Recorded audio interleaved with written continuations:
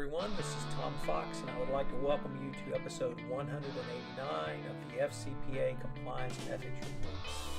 Today I am pleased to announce the new website I have had created, FCPA Compliance Report. In this episode I talk about the reasons that I created this consolidated website and my new role as a compliance evangelist, focusing on social media tools as a way to get the message about compliance out to compliance practitioners across the globe. It is a very exciting announcement for me, and I hope that this podcast will give you a better sense of why I've created this new website and what I hope to accomplish with it. I hope you will continue this journey with me in compliance, and you will enjoy episode 189 of the FCPA Compliance and Ethics Report. Thank you. Hello everyone, this is Tom Fox, welcoming you to this episode of the FCPA Compliance and Ethics Report. As I indicated in my introduction to this show, today I wanted to speak with you about the new website I have created, fcpacompliancereport.com.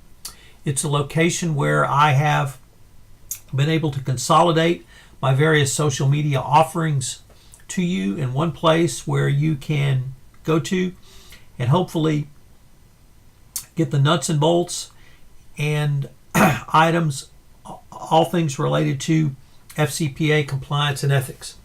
I've done this for a couple of reasons. The first was to try to consolidate everything in one site, but more importantly, it's what I see my role going forward as a compliance evangelist.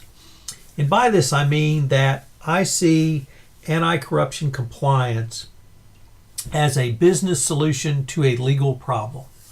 I've seen this work in a variety of industries, and I think that this is the way that businesses need to move forward, and I want to try to evangelize for this business solution to a compliance issue, which of course is really a legal issue if you look at it in terms of the FCPA. So today I'm announcing my new role as the Compliance Evangelist. It's a new chapter for the FCPA Compliance and Ethics blog. It's a new chapter for the FCPA Compliance and Ethics Report. And it's certainly a new chapter for me.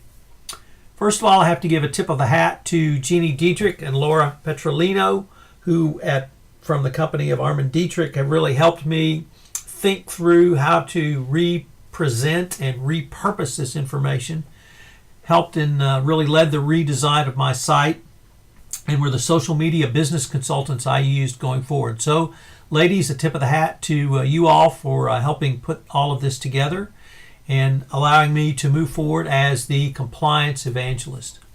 If you go to the site, the first thing you notice is that I've got a new logo, branded logo, and of course it's in the colors of burnt orange and white, which is the University of Texas colors, my undergraduate alma mater. But I've also got today's blog post, and all of my podcasts are up in it. I've got a list of articles and papers that I've written over the years. I've got information on my books. I've gotten information on my training. I have FCPA Masterclass training that I've just initiated, and indeed we'll have the first session on September 10th and 11th here in Houston. So there's lots of great information there. One of the things that I am most excited about is I now have the ability to provide white papers to you. As many of my blog readers know, sometimes I get interested in a subject and I get a little carried away, and I'll start with 1, 2, or 3 blog posts, and then it turns into 4, 5, or 6. So I recently did a series on how do you do compliance in an economic downturn, for instance. And I got interested in some of the responses that companies here in Houston have engaged in, because the price of oil has taken a nosedive and is indeed under $40 a barrel as of the day of recording of this podcast. And many compliance functions are being cut along with other corporate functions in Houston, in the corporate world. So I took a look around at some of the specific steps that compliance practitioners, chief compliance officers, and others are using to try to do compliance in a more efficient, yet a more business risk management strategy going forward. And this I've collected all of my writings along this area into one white paper, and that's available to you on my website. So if you will go there and check it out, under the Articles and Papers tabs, you will find a download is available to get the paper I've entitled Learn the Keys to Robust Compliance During an Economic Slump. This white paper will be available until the end of September. So this is just one of the things that I've wanted to do. I get interested in a topic. I want to do a long form article. There's not too many places where you can really put 3,000, 6,000 word article out there in an efficient manner. And I wanted to have a site where I could deliver that type of content for those who might have the time to go through some of the things that I've thought about and discovered in talking to folks. One of the things that I've enjoyed most about podcasting is that I get to visit with a wide variety of FCPA compliance practitioners across the world. And indeed, I probably feel like I've learned as much as you, the listeners, have by being able to interview a lot of these different folks. It's been a real privilege to meet some of these people, even if it's only virtually. The thing that has given me the ability to do is talk to a lot of different people and hear what a lot of people are doing in terms of best practices. So I wanted to be able to communicate that information in a more efficient manner. And this new website, FCPA Compliance and Ethics Report, puts that all together for you. Of course, the show is still available for download on iTunes. So if you want to listen on your way to work, while you're working out at the gym, or in some other mechanism, that would be great as well.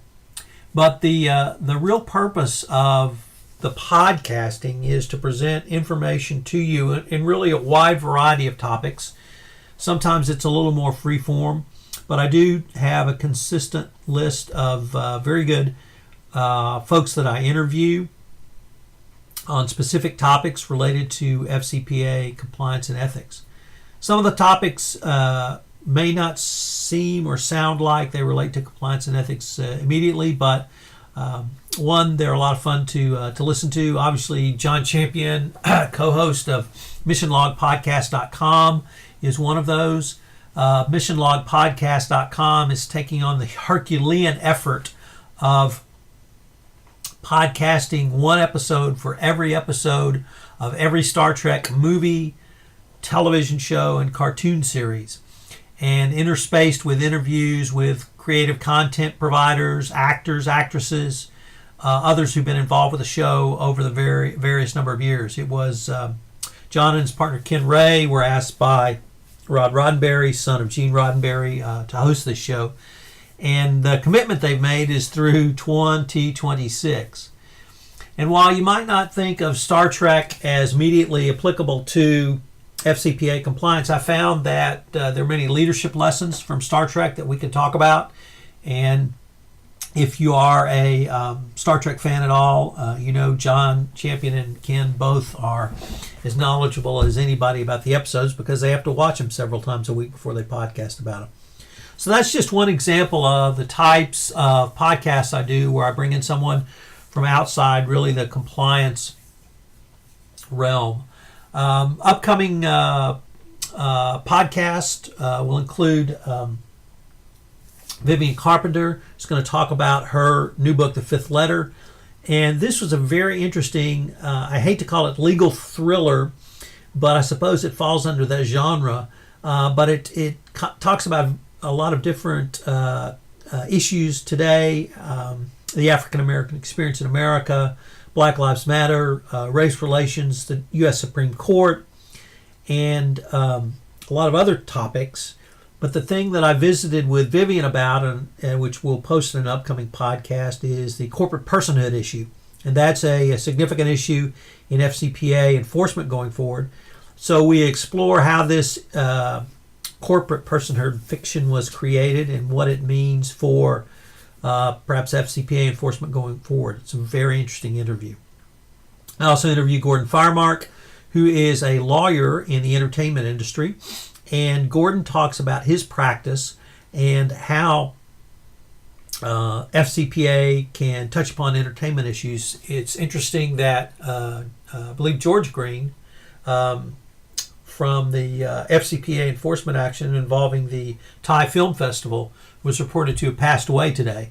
And for many in the FCPA compliance space, this was obviously a big case. Certainly for Hollywood, it was the first criminal enforcement action involved with a movie production company. But also it was a case which showed the dramatic things that can happen to someone who is convicted of the FCPA. Although George and his wife Patricia Green were both convicted, they were given basically slap on the wrist sentences of, I think, 3 and 6 months home detention.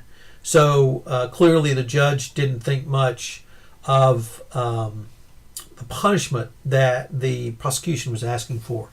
Nevertheless, because they were convicted of FCPA violations, they forfeited everything. They forfeited their house, their assets, their stocks, their cash, their money. They basically were financially wiped out for the rest of their lives.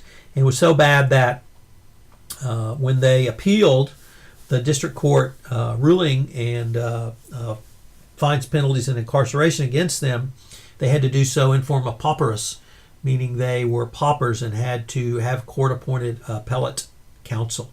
So it was a very instructive case, and for those who wonder why the Department of Justice doesn't bring more criminal cases, or perhaps more importantly, why more individuals don't stand up and say, I'm not going to jail, I don't think I've done anything wrong, I'm going to trial. Here's the reason, or at least that's certainly a reason going forward, is George and Patricia Green. So these are the kinds of things that we get to talk about. These are the kinds of things that I think are important for understanding FCPA enforcement going forward. This new site allows me to bring those types of issues in front of you.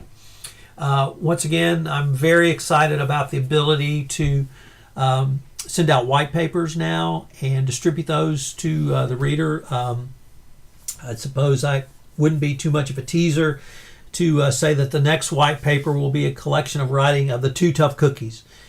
And if you've been reading my blog site over the past couple of years, you know that these ladies have come in and they are compliance practitioners. They are certainly tough ladies, and they have presented real world and real life scenarios that they have faced in the compliance realm and as compliance practitioners. And their stories speak certainly more broadly than to simply anti-corruption compliance, lots of business ethics, but lots of leadership lessons in there as well. So I've convinced them that they need to collect their writings, and they're putting those together in a piece, and that will be my next white paper. So I hope that you will look forward to that as well. On my articles and papers, if I have copies of them, I'm certainly happy to share those with you. So if there's a specific paper that you want, you can send me an email and I can shoot you a copy of it if that's something that I have access to. Also, of course, are my various books that I've written. I am a prolific author, write several ebooks a year, and my last large hardbound or paperbound book, Doing Compliance, really lays out the nuts and bolts of compliance. So I hope you'll check out the book section as well. My FCPA Masterclass training, I mentioned that earlier. I'm very excited about doing this masterclass training. I've wanted to do it for some period of time. There's really nobody else out there talking about the nuts and bolts of FCPA compliance. How do you do compliance inside of a corporation? I'm one of those people that thinks FCPA compliance is actually easy. It's actually simple. It may not be easy, but it's certainly simple. And all you have to do is put the processes, procedures, and policies in place. And in the FCPA Masterclass, I teach you how to do that. So I hope you'll check out the training as well. I've also got a list of the podcast, obviously. And my last episode, for instance, is up, and I hope that you will continue to check that out. So I'm very excited about this new site. I'm very excited as I turn to this new chapter in my own journey through compliance. I really want to be an advocate for you, the compliance practitioner. I want to evangelize about compliance. The solution providers out there are a huge part of exactly that, the solution to FCPA compliance, whether the companies be a software as a service provider, whether they be a hardware provider, whether they be an investigative firm, whether they be a service provider. So I'm going to try to bring to your attention the types of solutions that are out there for FCPA compliance. Once again, it's simple. Don't pay bribes. The easy part, or the part that rather is not easy, is how do you put those processes and procedures in place? And the product and service providers in the FCPA compliance and ethics space are part of that solution.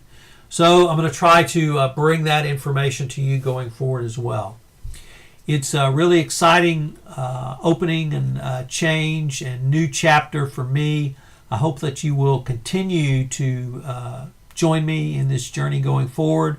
I would love to have your feedback on my new site or anything that you might want or need. I am developing a list of questions for my next mailbag podcast episode, which I will do at the end of August. I'm going to do a mailbag episode at the end of each month.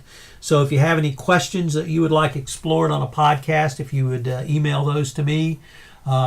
There's information on my new website about where you can submit questions to me. So I hope you will take advantage of that. Finally, if you would like to be on a podcast, I would love to hear from you. I get contacted by representatives of companies and law firms with people. In fact, that's how I met Vivian Carpenter. Her PR agent sent me information about her new book. I read it and was very interested in her, obviously her story, but the corporate personhood issue. So I get contacted by PR representatives. I get contacted by law firms, companies, individuals. I've had a lawyer or two email me and say, hey, I've got something to say. You think your listeners would be interested? And my answer is almost always absolutely. So if you've got something relevant to the FCPA compliance and ethics space, if you've got a business solution to a compliance or legal challenge, I'd love to have you on the podcast. So I hope you will check out my new site. I'm very excited about it. I hope to be able to interact more with you, the listeners and readers. So I hope that you will contact me. Once again, I would love to hear from you and get your thoughts on how the new site looks, how the new site feels, my new role as a compliance evangelist, how I can help you, the compliance practitioner, going forward, because that's really what I'm about, providing you what you need to do compliance. As I often say, there's lots of information out there you can review, but there's not nearly as much as you need to review. So I try to bring you the information on how to do compliance, the doing of compliance inside an organization, through my writing and my speaking and my training and my podcasting. So I really hope that you like the new site. I really hope that it works for you. You may have noted that this podcast is now available on YouTube because I have a new YouTube channel. Once again, thanks to Jeannie Dietrich and Laura Petrolino from Armin Dietrich. So thanks for putting that together for me. I look forward to continuing the journey, and I hope that you will come along with me on this trek through compliance. This is Tom Fox, and I thank you very much for listening to this episode of the FCPA Compliance and Ethics Report. Hello, everyone. This is Tom Fox again. I hope you enjoyed this episode of the FCPA Compliance and Ethics Report. I hope you were able to enjoy and understand my enthusiasm for my new website and my new role as a compliance evangelist. I hope you will continue on this journey with me. Please go to iTunes and rate this podcast. If you have any questions you'd like answered, I am getting ready for my next mailbag episode. So please email me with anything that you would like explored on a podcast. This is Tom Fox. Thank you very much for listening.